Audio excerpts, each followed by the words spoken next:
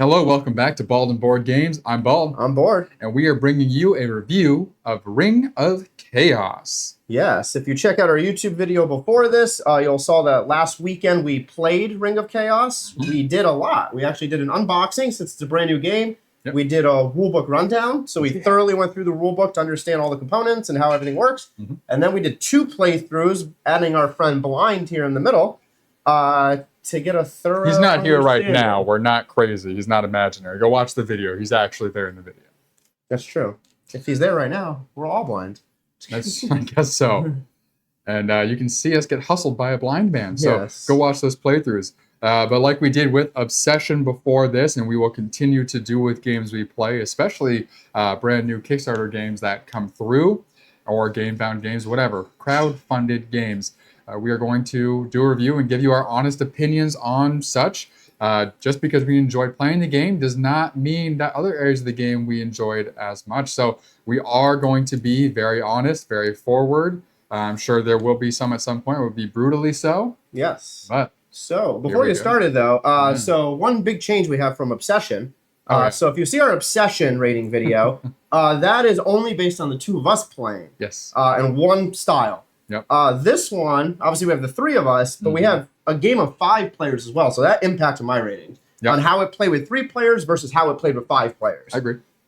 So this definitely is a more well-rounded review because it looks at 2 gameplays with 3 plus a gameplay with 5 and sees all the distinct differences. Yep. Absolutely. Cool. Well, let's get dive into in. this. All right. Rock, paper, scissors. See who goes first? Sure.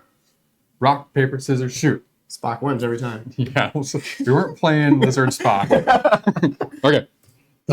So starting with rule book, because I wrote it down in the order that was on there. so Did you did too? I. Okay, good. I wrote So- backwards order. No, I'm just kidding. I don't know. We definitely did a different order the first time, I think. But so for the rule book, for Ring of Chaos, it is not a complicated game by any means, and I think the rule book displayed everything it had to and went above and beyond in areas with references for the cards, which again, the cards aren't complicated, so that extra touch of explaining what the cards do, giving little diagrams in there and such, it was clean, easy to read, well organized, flowed nicely.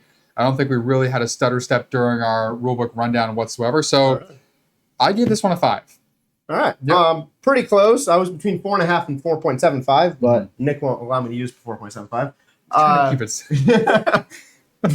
Yeah, I give it a 4.5. Kind of same thing. It's super thorough. Explained the different action types very well. I also made a comment that I appreciated. It did leave some mystery. So it explained the action types as a whole, but certain fun cards that you'd experience in the game, it didn't spoil, which is something I appreciate because it gives that little mystery where you need to play this like awe-inspiring card. A player board has the little rule book actions or turn setup on it as well. So yeah, 4.5. I think there was maybe one question I had when during the gameplay we had to like look up and it took a little bit, but overall, yeah, super well rounded rule book. To your point, you could just read through it and quickly understand exactly how the game works. Yeah, you're right into it. Great. All right, on to gameplay. Gameplay. Now I'm gonna get harsh. Yeah, I agree. So Well, especially you. I'm gonna From get more from harsh our on this 5-player because game. well, this is also the game I specifically backed. Yep. I've been for over a year when it came out. I've been super excited for this game. So putting that in mind, I'm gonna grade this way harsher to what I expected out of it. So gameplay, I gave it a flat 3. Definitely a fun game. I would play it again. The few comments I had are, 1, concept is cool. The fun cards you have in there, both offense and defensive. There was some fun aspects of like having to transport or teleport, as well as moving around the map and how everything flows. So definitely like that. I like the fact that in the gameplay, you can't win by just killing another player. You actually have to get the ring. So that adds another little piece to it, which is a fun strategy aspect. But overall, I honestly don't think they did well enough playtesting because it's extremely unbalanced. There's a few character cards that are significantly more powerful than others. The brutes. Yeah, Brute is exactly what I called out here. So the Brute is, out of the 8 groups of adventure parties is way more overpowered than the rest. I also called out that there's way too many abilities to attack and way too little to defend. Based on how the game is played, if you watch our rulebook rundown in the playthrough, if you are injured, so you're in the wounded state, you literally can't defend. So the fact that there's players attacking other players, especially in a 5-player game, as well as having the Temple Guardians attacking, there's not enough ability to defend and protect yourself with all of those attacks coming. So there's a chance that you could get wiped out within 5-6 turns. Yeah, I wish that literally happens. I wish that there. What's nice about the Temple Guardians, at least, is if you're injured, you can still defend yourself if you have an attack card, because you can use an attack card to But not take only damage. of an alive character. Right, and you can't take a counter. So I would have liked to have seen 2 different ways. So like maybe 3. So there's the attack cards for the Guardians, but then you can either defend outright or counter. And I would have liked to see where, like, if you're injured, you can't counter, but you can defend or something like that. I think just with the balance of the cards, I think you should be able to just defend, whether you're fully at full strength or wounded. You should just be able to use a dodge card or use a parry, because there's enough weapons that say you literally can't counter. So then you can't use those cards. You know what they should? I wish that they would have had a situation where you could parry back and forth. So like if someone parried you, then you could play a parry against theirs of some kind. Which is only one card that and then like that. attack them again. So like if somebody could defend themselves, if somebody else happened to have a parry, then they could actually hurt them. That it's also like a +4/+4 Uno situation. So then that would also add a fun aspect to it, to where you would have to decide, okay, do I use the parry right now to stop myself from getting wounded, or do I hold on to it so that way if someone parries my attack, I can then continue my attack? Yeah, definitely improvements needed on the whole attack, defend, counter. Yeah, I mean, What's your rating? So I give it a 3 as well. Just outright gave it a 3 for a lot of the same reasons. So one of my biggest gripes, the things that grinds my gears, the thing that annoys me the most about something I don't hate, I actually enjoy. You know exactly where I'm going. But yeah. I'm the one experienced it. I know. I hate when somebody gets taken out of the game, especially if it's early, and then they have nothing to do. They just sit there. So Steve in our 5-player game got taken out almost right away, within 4 turns, and then just sat there for the rest of the game. Like, that's not fun for that person. That's gonna put a bad taste in their mouth. They're not gonna want to come back and play this again. Instead, I like things like like Fire Tower. You can become like that kind of you roll the die to try to like whatever people like. Just have them be involved in some way. They don't have to like take out a ghost character and start doing things, or they could. Like that would be in theme. But take on a ghost character, and now you're not really, taking the ring, or maybe you are. Maybe your only goal is to just take the ring from people and make them chase it more. Like something, keep them involved. Because if someone's just sitting there like this, especially because it is easy to die in a larger game, where if you get like targeted and singled out, this is what's pretty much what happened to you, then you're out. And that's not fun. I also think that looking at the game boards, which we'll get into design of the game boards and everything, the fact that for a 3-player versus 4-player versus 5-player, and I think this goes up to 6, right? Yeah, 3 to 6. So it goes up to 6. The fact that the game board is the exact same, like a 3-player, the game board kind of worked well. You got a little bit of space to work around, but there's enough cards that transport you closer to other players. Where in the 5-player game board, everyone's on top of each other. So you're just swinging attacks. So again, you can literally have, I could go and then have 4 people right after me attack me, and then I'm all dead, pretty much dead. Yeah, the different ways to maneuver, maybe more spots to maneuver through. I thought, since this thing's double-sided, have one side that's built for 3 players, or 3-4, and then a 5-6 side, which has more spaces. Yeah, and one of the things I did, so there's one side of the map that has the ring on like an island, essentially. Which is awesome. Love and that. It's great, but there's not enough things to actually get there to get it yourself. I think there's like 2, maybe 3 teleport cards in the entire deck. There's 2 teleports. There's the purple one that allows you to steal the ring if someone else has it. Yeah, but the only way to get there without putting someone else there is teleport.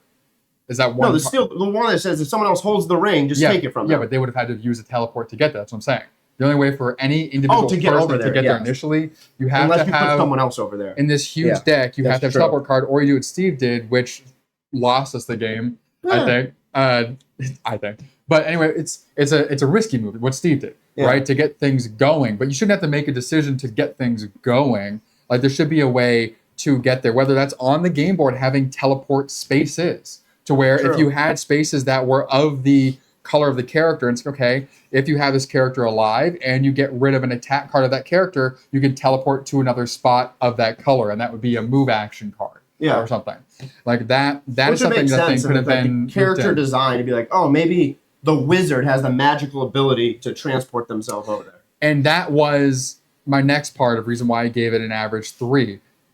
Is it's nice having an adventuring party, but I want them to have individual abilities. It should matter what order I put them in. It shouldn't just be, it doesn't matter. Because why even have the cards then?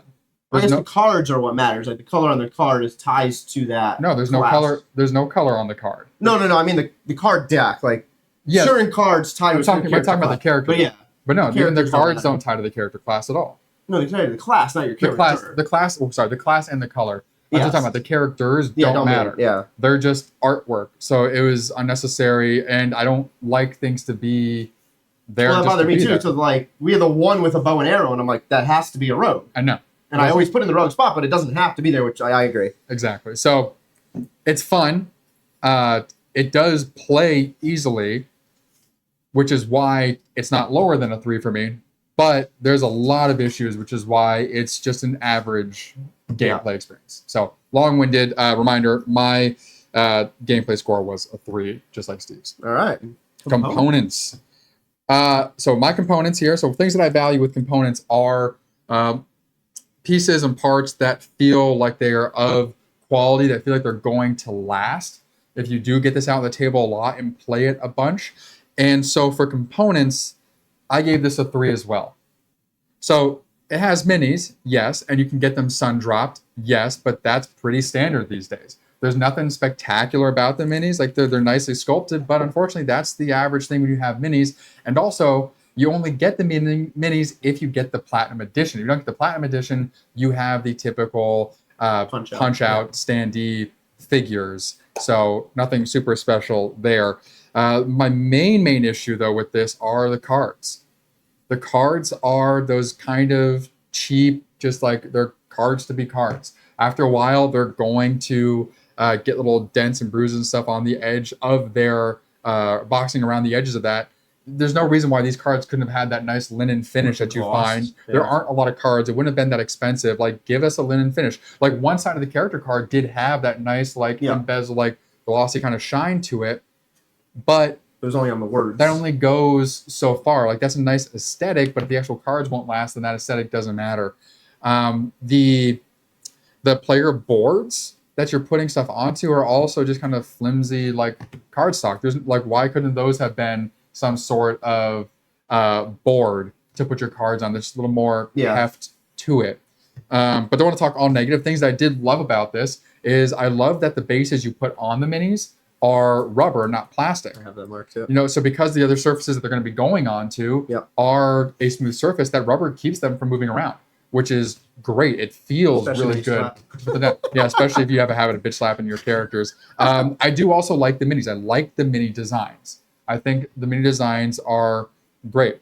They're very detailed. I like that it comes with 2 of them, you know? So you have like your point marker and your playing.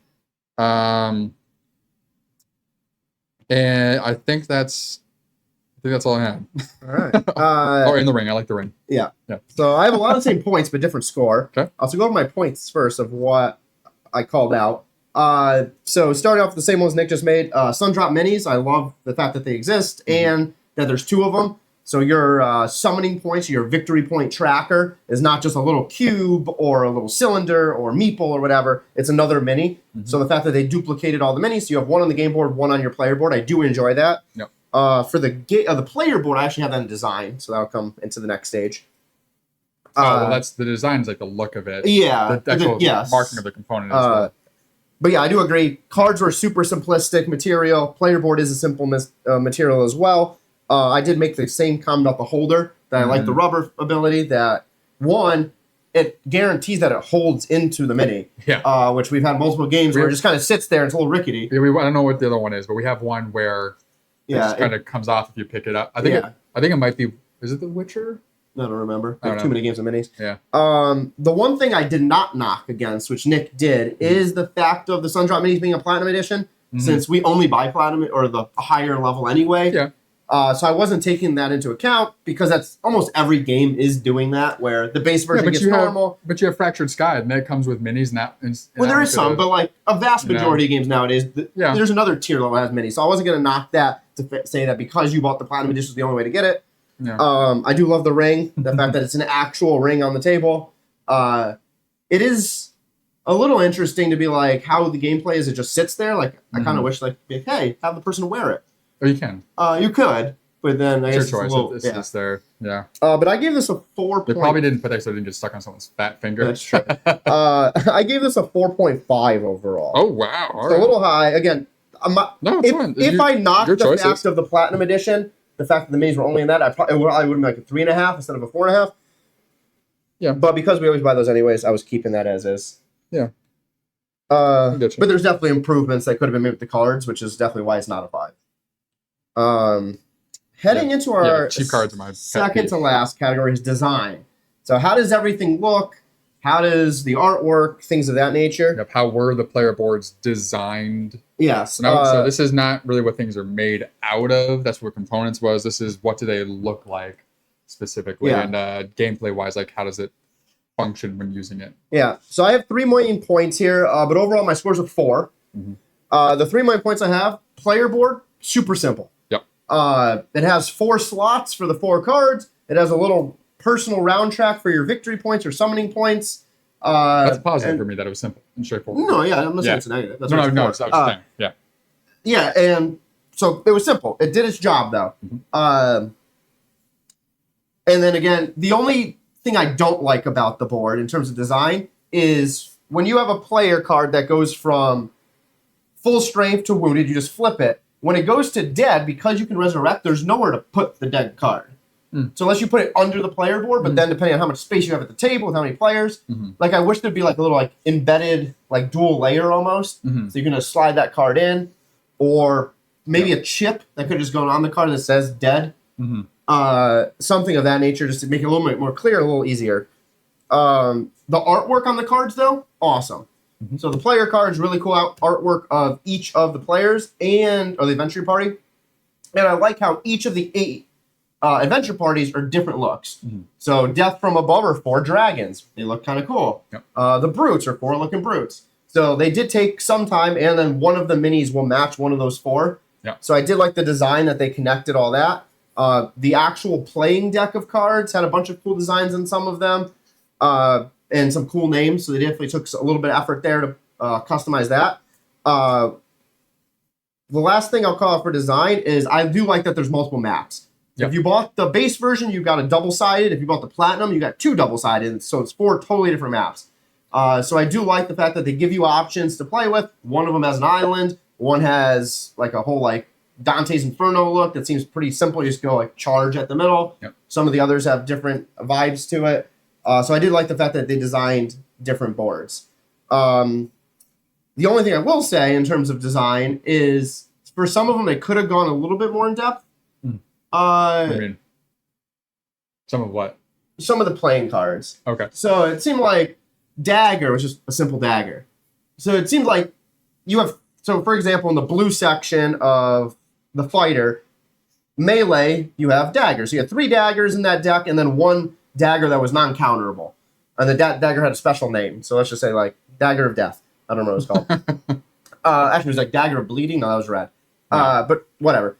The fact that it was just called Dagger, like they could have made 3 names for that dagger, and then like a super powerful name. Yeah, so like you could give it a different artwork. And yeah, so if you're thinking about like in, let's say, a RPG game, you would have different levels. So maybe you'd have like a silver dagger, and then you'd have iron, and then bronze, or... I mean, it makes sense to have the daggers being the same level, because you're going to have, like even in like an RPG or something like that, you're going to find a lot of the same level equipment, and then occasionally you'll find a stronger one, which is the non-counterable. But I think, yeah, they could have named them. Yeah. They could have had the same stats, but they could have had a different name, a different look to them. Yeah. But yeah, it could have been 3 different levels to be like, oh, we're going to call out maybe like the rogue had a name specifically to a rogue type class, or something of that nature.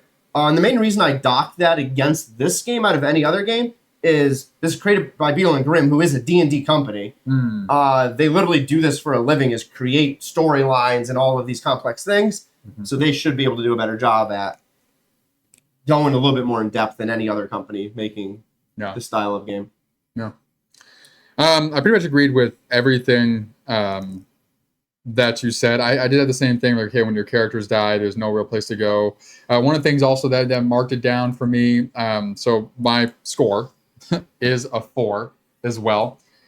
I guess it's part gameplay, part design of the boards. But again, it goes back to it doesn't matter where you put your cards, and that is a weird.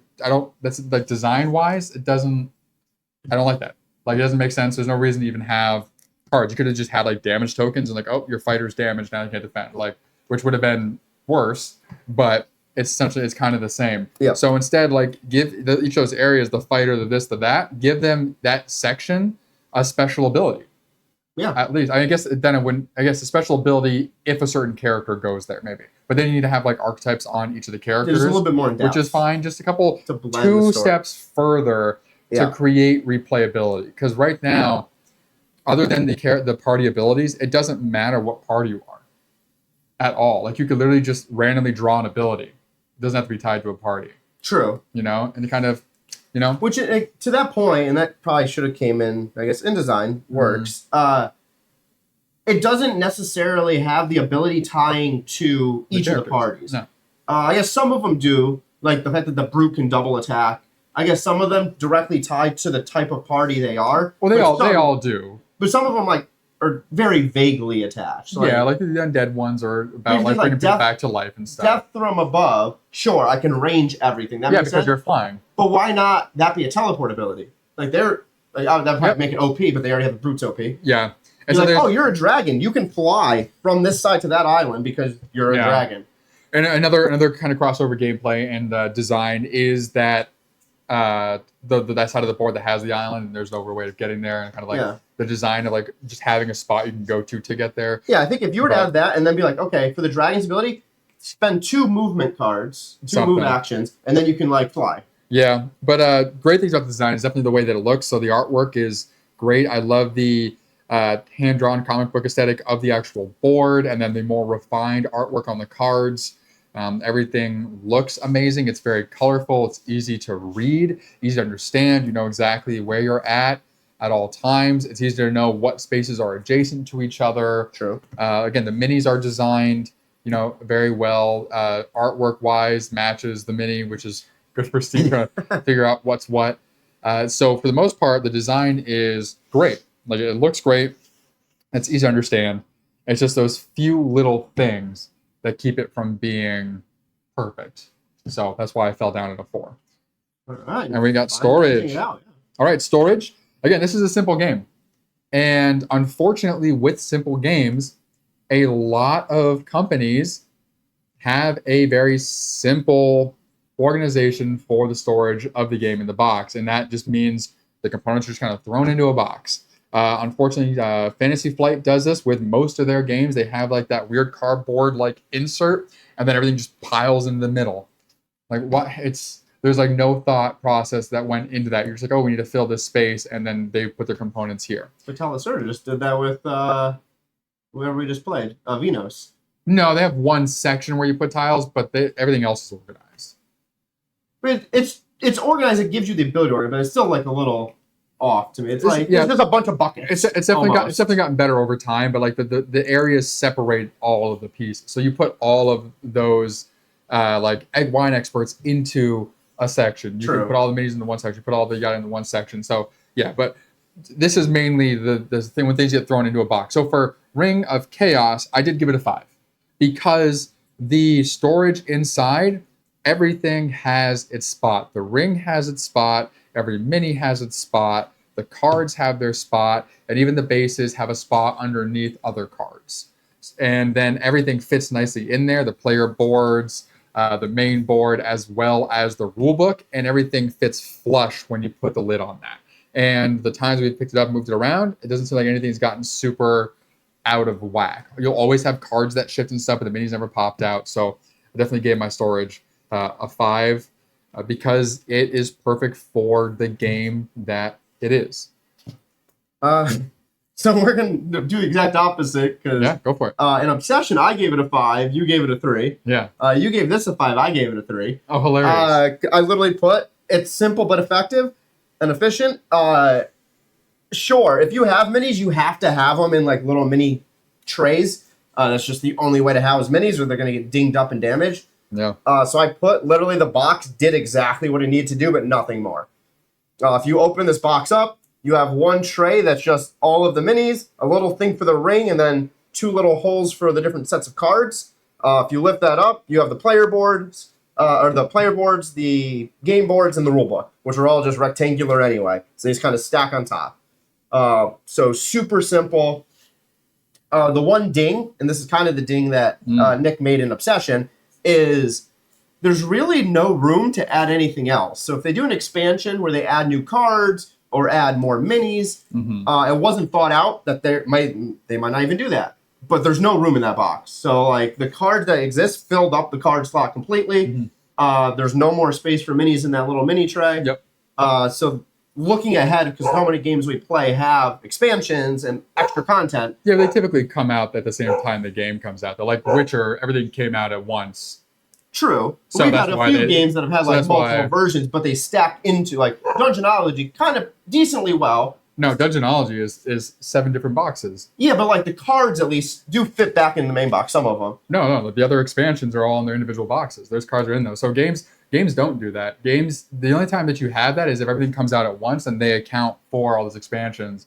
But if expansions come out over time, so like Heat is another example. Well, you're going to get a whole new box. Right, you get a whole new box, but also the main box doesn't have this. So what they'll usually do when an expansion is coming out is they may crowdfund, and they'll probably release multiple expansions. They'll have like a big box version you can put everything into. So it's your review, but that's why I didn't knock it, because I was like, if this is all they came out with, it all fits in there. If they came out with expansions and extra parts for this and it didn't fit, then yeah, absolutely, I'd be like, what are you doing? Yeah. But I still think it's super simple. Like it just did the job it needed to do. So flat 3. So what would you have wanted for it to be higher? If not, so if it's doing what it has to do, so what would have put it above for you? The fact that the game is already simple. Like for Obsession, I initially gave it a 5 because it was just a box with boxes in it, and the boxes held tiles and they all fit in. That's what I'm saying though. So for Obsession, you gave it a 5. But then after listening to your review, I'm like, oh, because you gave it a 3 for the exact same reason I'm giving this a 3. It just did its job and nothing more. Like there was nothing more to do because the game is so simple to score. So like if I was gonna, well, my Obsession one was, my gripe was that sure it had boxes, but those boxes still just had you throwing pieces in. There were no spots for like the minis specifically or the cards specifically like there are here. That was my. Well, there's no minis in Obsession. There's just meeples. Well, yeah, but even still, you could have had a thing specifically for the meeples, separating the different types. You could have had. Well, you do, because it goes in each box. No, you have all the meeples in one bag, and then you. But then we put them into each house boxes. No. The leftover meeples. Oh, just go into a bag. Sure. Right. So yeah, that makes sense. But I'm saying you could have had like separation for those.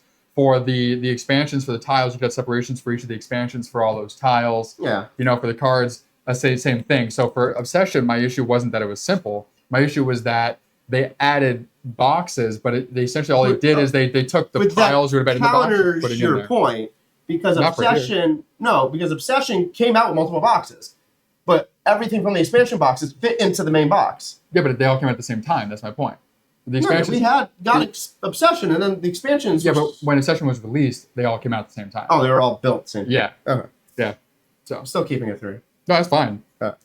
We need a little butting head. We don't have butting heads really on this. We respect each other's scores too much on these. I never respect a score. We just started this. As we get deeper and deeper into doing these, we'll butt heads more and more, so you won't be bored. But you might be bald. No, I get it though. All right. So overall, so this is just the sum up of our 5 categories, since there's no story in this category. That'll be for campaign games. So my summed up divided by 5 is a 3.8. The only last column or comment I have. So it's a 4. Yes. So there's no decimals unless it's 0.5. Yeah. Yeah. So it's 4. The main comment I had for this is thinking through again how other games have done it and whatnot. The big thing here was you had the base version, you had the platinum version. For the platinum version, yes, it did have the ability. You got the Sun Drop Minis. You did get a whole secondary game board front and back. So that was 2 more maps to play on. In my personal opinion, having the 2 more maps was not beneficial enough because of how broken some of the parts are. I wish instead that for the Platinum Edition, they focus more on just giving you more cards to work with, maybe more characters. Yep. So because a lot of other games have done that, we're like, oh, for this extra edition, you get 2 extra character classes. Yeah. Or we'll give you a specialty, like extra 20 cards. So that was my final comment, to be like, I wish they focused more on adding more cards and like adding the variants there than trying to add the variants by just giving you 2 more maps. Because how you play is not going to change that much with the 2 other maps, whereas having 20 new cards would change how you play. Yeah, I agree. Yeah. Yeah, so so we changed the system from last time we went to the beginning to where we're going to try not to do any other kind of like decimal points other than like halves and wholes, just to make it easier to understand. So if you hear us listing off our scores, and if you do the math yourself and you're like, wait a minute, no, that equals 3.8, and if we say 4, it's because we're rounding up to 4, or if it was below 3.75, then we round down to 3.5. Yeah. Just to keep it simple on the final scorecard at the end of this video. Mine came out to 4 as well. And it's, of course, a culmination of everything that I said, right? The game is very, very nice. It was designed visually very well. Gameplay does flow very well, except for those circumstances we stated. Like Steve said, they should have play tested more and more. And we're speaking from experience right now, designing our own game, going through the play testing woes. Like there's been many days, either in person or via text, where Steve and I have just gone back and forth and like, no, it doesn't make sense. Yes, no, blah, blah, blah. Why are we doing this? Why are we doing that? To try and figure out what that sweet spot is that we need to make this one part or multiple parts of the game that aren't working work. Or we trash ideas altogether. Like we've done that, I think, with 2 ideas so far, where we're like, okay, this sounds like a good idea. In practice, like, oh, here's the hang up. Oh, here's the hang up for this. And so I think that was needed more so to find that moment of when somebody dies, okay, how quickly could somebody potentially die, and are they just sitting out of the game? How easy is it to be able to get over there, or is it frustrating? Like if all people get injured, now you pretty much can't do anything to help yourself. Like all of those things that create the frustration factor.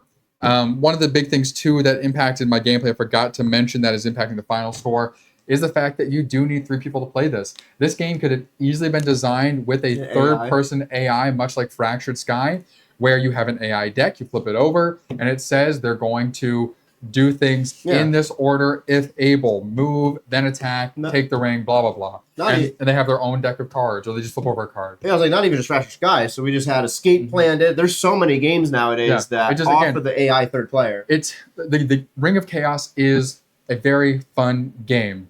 And it's one that you will most likely enjoy. But it also feels like a game where they had a fun idea and just tried to get it out there as quick as possible. And it was a very fast turnaround, because there's games I backed around the same time of Ring of Chaos that won't come out for another 3 to 4 months. So the turnaround time on this was very quick. I don't know when they started development, if they started before the Kickstarter was launched, or how far before the Kickstarter was launched. But I know the idea of this game, and watching the videos from Beadle and Grimm, was to develop a game in which you can have a D&D-esque style when not being into a D&D actual format of acting as a character and all that. There's no this didn't do that at all. There's no D&D aspect to this. The only D&D aspect is the fact that you have 4 character classes. It's just that are named. Yeah. And the character classes don't matter. But what it made this D&D is that the character classes mattered, where like you had those characters. If you actually had dice you were rolling to try and do skill checks of some kind. Yeah, there's no skill check, and there's also no like gathering a weapon or a defensive armor or something and upgrading it. Where like throughout the it doesn't need to be a campaign game, but if I got a weapon and then all of a sudden it's like, oh, if you have 2 weapons and have 2 daggers, maybe you can combine those 2 daggers into a level 2 dagger. Yeah, maybe. I know they're most likely going for simplicity's sake, to try and really get people in a simplistic way. But I think there's a difference between like D&D and simple, and like they were way down. Well, they could have gone in the middle. Well, that's where you got to find the key aspects of like a D&D style thing, right? So it's getting equipment and doing dice checks. So I think drawing, upgrading is a huge part of D&D, and neither of those were in here. Right. So I think drawing, from the deck is that kind of like finding equipment aspect of it. And then, but yeah, like they didn't. Other than that, they didn't really have anything else other than the character classes. But it's a 4 for me. So let's go down our categories real quickly one more time for our bald and board official ratings for each category, and then our final score. All right. So for rulebook, our bald and board rating is a 5. Yes. So my 5, your 4.5, and it came out at a 5. And I think for everything that we said, very clear to the point, easy to read. You can get right into the game real quick, and if you have to reference it, you can fairly easily. Yeah. The one thing I did notice is, and I think this is the main reason it never hit the 5 and it stayed at 4.5, is, unless I recall incorrectly from a week ago, which is possible. So on the player board, there is the lineup that says, here's your actions for the turn, your turn order, which is nice. Love that. Almost every game should do that. There was no little player aids in this game where, for let's say melee versus range, just to have like it's all in the rule book, which is great. That the fact that they cover it, but to have a very simple player aid to be like range, melee, and just go through it a little bit more in depth. I mean, it says it didn't need to. It says on the card can attack a non-adjacent character or can attack an adjacent character. So you didn't need a reference. Which true. There's no so the references are usually for icons or they're for the round of play. So you had the round of play reference, but there was no icons to reference. That's true. Yeah. Thinking of that though, I will make one other comment, which won't actually be in gameplay. We'll move on. Okay. So bald and board official rating for rulebook, it's 5. Gameplay, we were 3s across the board, so bald and board's rating is a 3. Yes. What do you got? So now this is the comment. Now I'm thinking of non-adjacency and everything. So perfect sense for melee. You have to be standing next to the person. Yep. Obviously, that makes perfect sense because you can't share space, which I don't have an issue with. Non-adjacency is dumb to me in this game because obviously, if you're 2 spaces away, there's no one in between you. Sure, I can fire an arrow at you, but I think if there is someone in between you and it's a direct line and there's 3 spaces, someone's in between, that doesn't make sense. That somehow I can just, unless I shoot over the person. Yeah, and that was also weird for if people are across the map. Yeah, I can shoot across the map over a volcano and then hit you. Yeah, that was definitely a weird thing. There's no line of sight factor or anything. Which again, I think that's where it's, if you want a D&D-esque game, you have to be close. You can't be too simplistic. This is way too simplistic. It needs to be closer to D&D than it is to any game. It feels a lot like a game you would find at Target, unfortunately. Exactly. But coming from a company that's known for D&D. It's fortunately and unfortunately. So fortunately because it's easy to get into, easy to play, and it is fun. I think it's more a Walmart game. And then Target has everything. I mean, Walmart has worse games. They're pretty much the same collection now. But no, I'd agree. Yeah, so gameplay 3, again, very fun to play, very easy to play. But there are those issues that you will run into while playing that won't stop you from playing, but can be frustrating while playing. Components, we came out at a 4 for bald and board games. So just shy of amazing. I think, of course, the things that brought it up are definitely, the minis, they're sun drop. They're well designed. They don't look cheap. The game board doesn't feel cheap at all. Yeah, the ring's a ring, not just like a little token. The ring's actually a metal ring. And then the thing that just kept it out of that 5 mark is definitely the player boards being flimsy and the cards being kind of flimsy cards. Yep. And we have design, which came out at a 4 as well. So 4 across the board for you, for me, and that means for bald and board games, design falls down at a 4. Which again, that's above average, but just shy of perfect. And you can tell a lot of work went into designing the looks of the characters, the looks of the board, the artwork style overall, everything. Yep, so, I agree. It's great. And then lastly here, we have storage, which came out at a 4. So I think to Steve's point, it does exactly what it should do. It doesn't go above and beyond in any kind of area.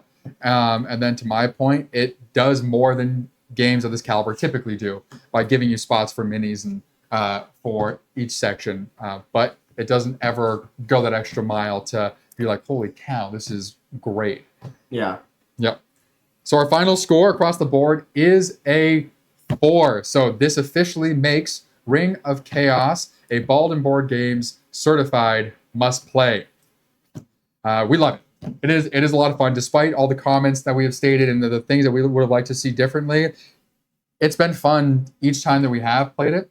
Yeah. And it'll be one I think will definitely come out to the table with our group or with other people. That this is a great entry game, I think, for individuals into board gaming. So I was just gonna make that as like my final comment to say that there's two things. One, yes, it is a great entry game. So if someone like has heard of RPGs and whatnot, but doesn't really know the full scope, this is a very nice intro to be like, oh, there's 4 character classes. Here's some cool weapons that can tie to some class or some like class effects and benefits.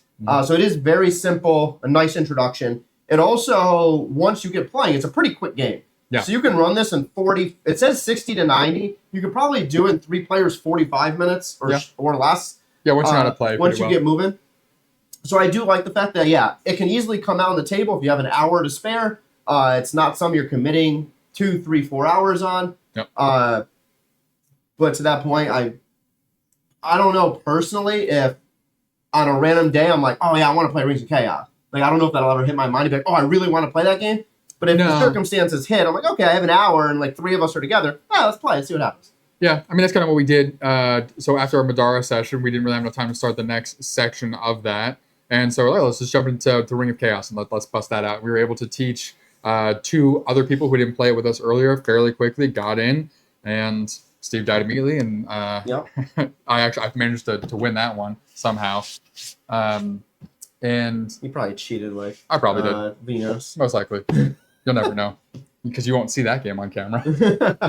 But so Ball and Board Games, we give Rings of Chaos again a 4, which makes it a certified must play by Bald and Board Games. So we thank you for listening to our review of Rings of Chaos. Ring of Chaos. I keep doing that. It's one ring, dude. Ring of Chaos. One ring to rule them all. Nope, that's still wrong. That's Lord of the Rings. My goodness gracious. They need a slogan for this. One ring to own the Chaos Magic. I don't know what it is. Beadle and Grimm's, thank you for Ring of Chaos. We do love it. There will always be things that we have to say about games that we play because that's who we are. We're opinionated bald guys. Well, thank you all. I'm Bald. I'm Bored. And we will see you at the altar.